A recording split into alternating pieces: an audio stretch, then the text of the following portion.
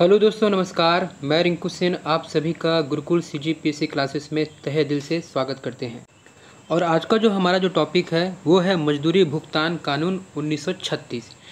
मजदूरी भुगतान कानून 1936 को टॉपिक को पढ़ने के पश्चात हम इसके अंत में टॉपिक के अंत में मॉक टेस्ट किया जाएगा, तो तैयार रहिए मॉक टेस्ट के अंत में।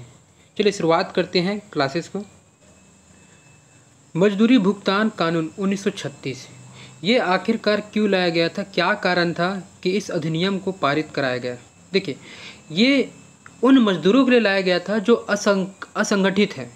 जो मजदूर जो थे, जो असंगठित जो थे, उनके सामाजिक सुरक्षा को उपलब्ध कराने के लिए और उनको समय पर मजदूरी, वेतन इत्यादि का भुगतान करने के लिए मजदूरी भुगतान कानून 1936 लागू किया गया था। अब प्रश्न बनता है कि जो असंगठित क्षेत्र जो है वो कौन है, कौन से जो मजदूर जो है वो असंगठित है, यानी कि असंगठित मजदूर का मतलब ही क्या होता है। सबसे पहले तो हम यही समझ लेते हैं। देखिए, असंगठित क्षेत्र से तात्पर्य उन श्रमिक या उन मजदूरों से है जो रोजगार के अस्थायी स्वरूप को अपनाते हैं, जिनको जानकारी के अभाव पर निरक्षरता, छोटे व्यवसाय, बिखरे व्यवसाय आदि कारणों से अपने हितों की रक्षा के लिए स्वयं को संगठित नहीं कर पाते। अब यहाँ पर हम समझते हैं कि असंगठित क्षेत्र वाले जो मजदूर जो है वो कौन कौन है। जैसे कि ताड़ी बनाने वाले, जो ताड़ी बनाते हैं वो आपका पेय पदार्थ, सफाई कर्मचारी जो आपका है, सिर पर भार ढोने वाले यानी कि हमाली का काम करने वाले, पशु चालित वाहन जो चलाते हैं वो आपके हो गए, ठीक है। और इनके अंतर्गत जो घरेलू कामगार, जो घरेलू काम करती हैं जो महिलाएं हैं वो हो गया, मछुआरा हो गया, नाई हो गया, सब्जी फल विक्रेता, न्यूज़पेपर विक्रेता आदि जो है ये इसी श्रेणी के अंतर्गत आते हैं। अब हम बात करते हैं कि इस कानून का जो उद्देश्य जो था वो क्या था। देखिए, इसका उद्देश्य अगर सर्वप्रमुख अगर हम बात करें तो मजदूरी का भुगतान नियंत्रित करना ये सबसे पहला उद्देश्य है इसका, ठीक है। और दूसरा, ये उन मालिकों के द्वारा लाया गया था जो अपने मजदूरी भुगतान के मामले में शोषण करते हैं, ये उनके लिए था। तो देखिए, इनके प्रमुख तौर पर उद्देश्य की अगर हम बात करते हैं तो सबसे पहला पॉइंट अगर हम बात करें तो समय पर मजदूरी का भुगतान कर दिया जाए। होता क्या था कि समय पर किसी भी प्रकार की मजदूरी का भुगतान नहीं किया जाता था, ये उनके लिए। दूसरा पॉइंट, सही राशि का भुगतान किया जाए। वास्तविक तौर पर उनकी जो राशि जो है वो क्या है, वो सही राशि वो आपका था। तीसरा, मजदूरी में से केवल अधिकृत कटौती ही की जाए। अधिकृत कटौती का मतलब ये होता है कि यदि वो मजदूर, मान के चलो वह अगर छुट्टी ले लिया हो किसी कारणवश, तो उसके छुट्टी का कटौती किया जा सकता है, बाकी अन्य कटौती नहीं किया जाएगा। और चौथा, मजदूरी के भुगतान की प्रक्रिया निर्धारित कर नोटिस बोर्ड पर प्रदर्शित किया जाए। यानी कि यहाँ पर मजदूरों को कितना रुपया मिलेगा, क्या कैसा पैसा जो भी मिलेगा, जो भी जानकारी है वो नोटिस बोर्ड में जानकारी देना अति आवश्यक है। यानी कि आपका ये पेमेंट आ गया है, ये जानकारी देना नोटिस बोर्ड में बहुत ज़्यादा आवश्यक है। तो यही इनका क्या था, प्रमुख तौर पर उद्देश्य था। अब हम बात करते हैं कि जो मजदूरी भुगतान कानून जो है वो लागू कहाँ कहाँ होता है। देखिए भाई, इसका लागू होने का तरीका दो प्रकार का है। देखो, ये आपका 20, कम से कम 20 आपका मजदूर कर्मचारी होना चाहिए, 20 न्यूनतम। 20 या उससे अधिक कर्मचारी अगर काम करते हैं तो ये लागू होगा, वहाँ पर लागू होगा। और उनके अलावा रेल और ये जो बड़े बड़े औद्योगिक क्षेत्र कारखानों में यह कानून लागू होता है। स्वाभाविक सी बात है, रेल और कारखाने उद्योग सेक्टर में 20 से अधिक आपका कर्मचारी, आपके मजदूर तो होते ही होते हैं, ठीक है। और दूसरा चीज़, ये उन कर्मचारियों पर लागू होता है जिनको 6500 यानी कि 6500 रुपये प्रति माह से कम वेतन मिलता हो, जो महीने का 6500 रुपये ही बस कमाता हो, उससे अधिक नहीं कमाता हो, ये उनके लिए ही लागू होगा। अब हम बात करते हैं कि मजदूरी भुगतान कानून जो है इसको किस प्रकार से परिभाषित किया गया है। अगर परिभाषित की अगर हम बात करें तो इसमें केवल और केवल मूल मजदूरी और भत्ते ही शामिल होंगे। याद रखिए, मूल मजदूरी यानी कि अगर वो व्यक्ति अगर 5000 महीने कमाता है तो केवल और केवल 5000 मिलेगा। और उनके अलावा जो उनके जो भत्ते मिलते, जो सुविधा मिलते, भत्ते यानी कि इंसेंटिव बोनस हो गया, सेवा शर्तें बोनस, ये सब आपका रहेगा आपका, ठीक है। लेकिन इसमें आपका कौन कौन सा शामिल नहीं है इसको याद करना अति आवश्यक है। देखिए, प्रमुख यात्रा भत्ता शामिल नहीं है। यानी कि अगर आप अपने घर से यदि आप अपने घर से नौकरी करने के लिए आए हो तो उसकी यात्रा भत्ता आपको नहीं मिलेगा। मकान हो गया, किराया हो गया, रोशनी, लाइट, बिजली बिल हो गया, पानी हो गया, डॉक्टरी सुविधा संबंधित भुगतान, ग्रेजुटी जैसे भुगतान शामिल नहीं होते हैं। तो ये आपको क्या करना है। अब देखिए, मजदूरी भुगतान कानून 1936 अधिनियम के तहत इसमें जो नोटिस जो जारी किया जाता है वो किस प्रकार से जारी किया जाता है, थोड़ा उसको समझते हैं। देखिए, मजदूरी की अवधि या तो 1 माह के भीतर कुछ भी हो सकता है भाई। जैसे कि अगर मान के चलो दैनिक है, दैनिक का मतलब ये होता है कि वहाँ पर जैसे मनरेगा में निरंतर आपका क्या होता है, काम होता है, आपका हर रोज के हिसाब से पेमेंट आपको जारी होता है। तो यानी कि वैसी स्थिति में आपका क्या होगा, वैसी स्थिति में आपका नोटिस आपको उसी दिन आपको जारी किया जाएगा। ठीक है, अगर साप्ताहिक, अगर सप्ताह 7 दिन के अंतर्गत होता है तो नोटिस जारी करना आवश्यक है। या महीना में कंप्लीट होता है तो महीना के हिसाब से नोटिस जारी किया जाएगा। यानी कि विभाग के द्वारा, अधिकारी के द्वारा नोटिस जारी करना अति आवश्यक है। देखिए, अब हम बात करते हैं रेल के लिए क्या है। रेल के लिए नोटिस जारी कैसे किया जाता है। अगर मान के चलो उस रेल विभाग में 1000 व्यक्ति हैं, काम करते हो, तो 7 दिन के भीतर ये नोटिस जारी किया जाएगा। और यदि वो 1000 व्यक्ति से अधिक हो तो उसको जो है वो 10 दिन के भीतर में नोटिस जारी करना अति आवश्यक है।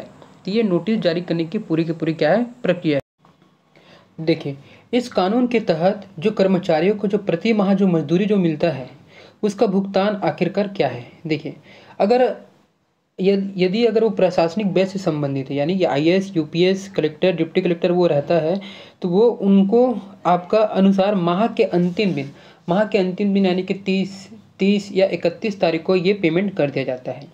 और यदि अगर वो ट्रैफिक बैच यानी कि यातायात वर्ग से संबंधित है, कर्मचारी है, तो ऐसे कर्मचारी को प्रति माह 7 तारीख या 8 तारीख को शुरुआती सप्ताह में भुगतान करने की व्यवस्था दी जाती है। यदि यांत्रिक बेच यानी कि जो रनिंग तकनीकी कार्य अगर कर रहे हैं, जैसे बिजली विभाग से संबंधित हो गए, तो ऐसे कर्मचारियों को 13 या 14 तारीख को भुगतान की व्यवस्था की जाती है। और लास्ट आपका आता है इंजीनियरिंग बैच, जो आपका जो इंजीनियरिंग क्षेत्र से संबंधित है, समस्त विभाग जो इंजीनियरिंग से संबंधित, उनके लिए क्या है, तो उनके लिए प्रति माह जो है वो 21 या 22 तारीख के भुगतान की व्यवस्था जो है वो की जाती है इस अधिनियम के तहत। अब हम बात करते हैं धारा 3। धारा 3 के अंतर्गत आता है आपका भुगतान विटनेस। देखिए भाई, भुगतान विटनेस है क्या। अगर किसी भी प्रकार के कोई कर्मचारी, कोई मजदूर को जब वेतन दिया जाता है तो उस वेतन जो है उसके सामने एक विटनेस का मतलब होता है एक अधिकारी आपका होना चाहिए। उस अधिकारी के द्वारा ही आपका वेतन दिया जाता है, या फिर वह अधिकारी जो है पूरी जिम्मेदारी लेता है कि वो बताता है कि हमने जो है भुगतान पेमेंट जो है उस मजदूर को, उस कर्मचारी को कर दिया गया है। यानी कि नोमित करने वाला अधिकारी पूरी जिम्मेदारी लेता है। वही जिम्मेदारी आपका क्या है, विटनेस है, जिसको हम बोलते हैं भुगतान विटनेस। तो यही आपका क्या है, धारा 3। अब हम आते हैं धारा 7। धारा 7 जो है ये मजदूरी से कटौती के लिए संबंधित है पूरा। ठीक है, सबसे पहला जो पॉइंट है वो आता है जुर्माना। यदि इस कानून के तहत कोई भी अधिकारी जो है इस नियम को उल्लंघन करता है तो उसके खिलाफ जो है जुर्माना या सजा का प्रावधान है। देखिए, यदि मजदूरी के भुगतान में देरी हो, गलत कटौती कर ली जाए, तो इस नियमों का उल्लंघन के लिए पूरा जुर्माना अधिकतर प्रावधान किया गया है। यह जुर्माना आपका 3750 रुपये तक हो सकता है। और जिन कर्मचारी का अगर नुकसान हुआ है तो उसे हर्जाना भी मिलेगा, और गलत कटौती के आधार पर 10 गुने तक भी दिया जा सकता है। ठीक है, और इनके अलावा अगर कोई अधिकारी जो है अगर जुर्माना या रजिस्टर का रख रखाव नहीं करता हो तो उस पर 1500 रुपये का जुर्माना हो सकता है, और इस रुपये का 7500 रुपये तक बढ़ाया जा सकता है। तो 7500 रुपये तक की जुर्माना किया जा सकता है। ठीक है, तो ये बहुत अति आवश्यक है, इस कानून का पालन करना बहुत ज़्यादा जरूरी है। और इसके संबंध में सरकार किसी भी प्राधिकारी की नियुक्ति भी करती है। जो नियमों को उल्लंघन अगर शिकायत अगर मिलता है तो वही अंत में क्या करते हैं, जो प्राधिकृत अधिकारी जो है नियुक्ति जो जिनका हुआ है वो निर्णय करेगा, और दंड देने का भी उनको ही पूरा अधिकार है।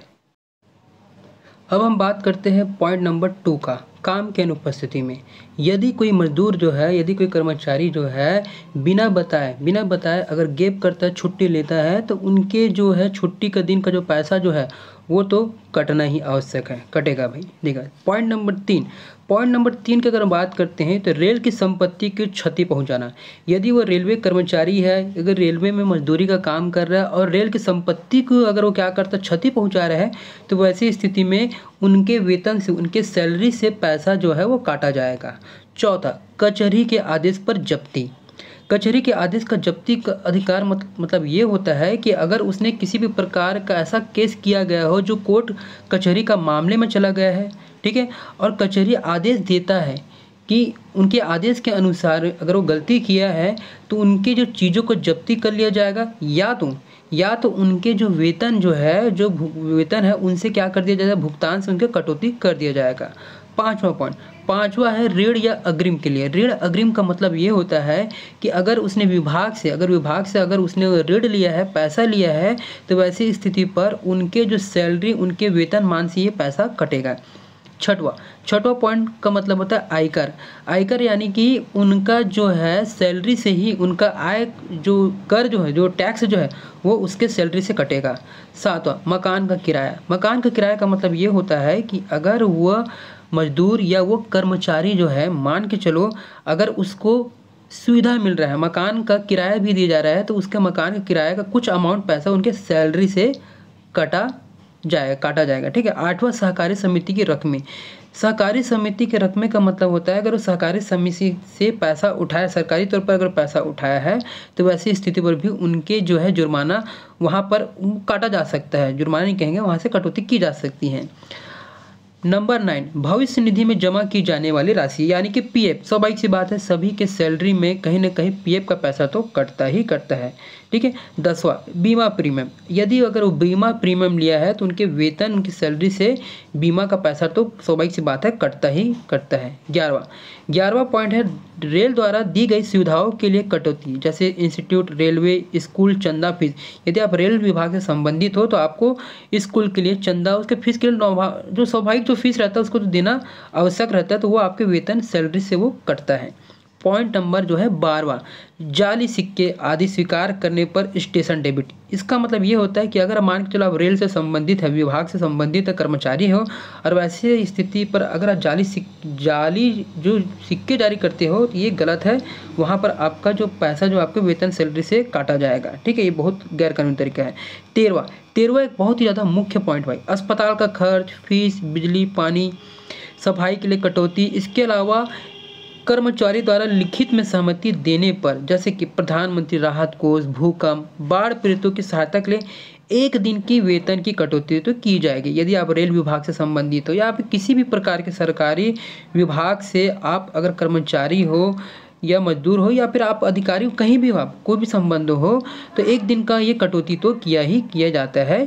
ये प्रधानमंत्री राहत कोष में पैसा जमा हो जाए, भूकंप, बाढ़ पीड़ित, जो भी आपको जो प्राकृतिक आपदा में जो पीड़ित जो है उनके लिए राहत देना तो अति आवश्यक है। तो ये आपका है कुल टोटल 13 पॉइंट है, तो जो इनको धारा 7 को याद करना आवश्यक है। अब हम बात करते हैं मॉक टेस्ट के बारे में, क्या क्या प्रश्न पूछा जा सकता है। सबसे पहला प्रश्न आपसे ये पूछा जा सकता है कि मजदूरी भुगतान अधिनियम कौन से वर्ष लागू हुआ, 1935, 1936, 1937 या 1938। तो ये आपका लागू हुआ 1936 में। अब हम देखते हैं दूसरे प्रश्न की ओर। मजदूरी भुगतान कानून को लागू करने के कारण इनमें से नहीं है। तो देखो, ऑप्शन ए असंगठित मजदूरी के लिए, ऑप्शन बी सामाजिक सुरक्षा उपलब्ध कराना, ऑप्शन सी समय पर मजदूरी भुगतान करना, या ऑप्शन डी संगठित मजदूरी के लिए। तो इसका जो आंसर आएगा वो संगठित मजदूरी के लिए। बाकी तो आंसर है जो परिभाषा में दिया गया है। क्वेश्चन नंबर 3, मजदूरी भुगतान कानून किन प्रतिष्ठानों में लागू होता है। ऑप्शन ए जिन मजदूरी की संख्या 15 हो, जिनकी संख्या 20 या 20 से अधिक हो, जिनकी संख्या 100 से अधिक हो, या जिनकी संख्या 1000 से अधिक हो। तो मजदूरी भुगतान कानून जो है ऑप्शन बी जिनकी संख्या 20 या 20 से अधिक हो, उन क्षेत्रों पर ही क्या होता है, ये उन प्रतिष्ठानों में ही लागू होता है। क्वेश्चन नंबर 4, मजदूरी भुगतान कानून के तहत कौन से श्रमिकों को शामिल किया गया है। जिनका वेतन 6500 से अधिक है, ऑप्शन बी जिनका वेतन 6500 से कम है, और ऑप्शन सी जिनका वेतन 7500 से कम है, और ऑप्शन डी जिनका वेतन 7500 से कम है। तो इसका जो सही जो आंसर जो है ये आपका जिनका वेतन 6500 से कम है, यानी कि ऑप्शन बी जो है ये आपका सही आंसर है। अब हम नेक्स्ट प्रश्न की ओर बढ़ते हैं। मजदूरी भुगतान कानून 1936 के तहत यातायात वर्ग के तहत प्रति माह कब तक वेतन देने का प्रावधान है? ऑप्शन ए 7 तारीख तक, ऑप्शन बी 10 तारीख, ऑप्शन सी 11 तारीख या ऑप्शन डी 12 तारीख। तो इसका जो सही जवाब है, इसका आंसर जो है आंसर ए जो है 7 तारीख तक। नेक्स्ट प्रश्न है, मजदूरी कानून अधिनियम 1936 का धारा 3 किससे संबंधित है? ऑप्शन ए भुगतान मजदूर से, ऑप्शन बी भुगतान विटनेस से, ऑप्शन सी जुर्माना से या ऑप्शन डी इनमें से कोई नहीं। तो इसका जो सही जवाब है वो आंसर बी है, भुगतान विटनेस से। नेक्स्ट प्रश्न में आगे बढ़ते हैं। मजदूरी भुगतान कानून 1936 के तहत जुर्माना कौन सी धारा से संबंधित है? जुर्माना ऑप्शन ए 4 धारा 4, ऑप्शन बी धारा 7, ऑप्शन सी धारा 8 या धारा 9। तो इसका जो सही जवाब है आंसर बी धारा 7 जो है सही जवाब है। लास्ट क्वेश्चन है, यदि किसी अधिकारी कर्मचारी के द्वारा मजदूरी भुगतान कानून को उल्लंघन करने पर कितना का जुर्माना लगाया जा सकता है? तो ऑप्शन ए 10,000 रुपया, ऑप्शन बी 7500 रुपये, ऑप्शन सी 15,000 रुपये या ऑप्शन डी 1,000 रुपये। तो इसका जो सही जवाब है वो आपका आंसर जो है आंसर बी 7500 रुपये, 7,500 रुपये सही जुर्माना लगाया जा सकता है। यदि आपको हमारा चैनल अच्छा लगा तो चैनल को लाइक कीजिए, सब्सक्राइब कीजिए, शेयर करना ना भूलिए। और आपको इसका PDF नोट्स अगर चाहिए तो आप हमारे गुरुकुल CGPSC क्लासेस के माध्यम से आप जुड़ सकते हो। वहाँ पर आपको इसका निःशुल्क टेस्ट भी दिया जा रहा है और आपको PDF भी आपको इसका पूरा मिल जाएगा। आपको वीडियो देखने के लिए बहुत बहुत धन्यवाद।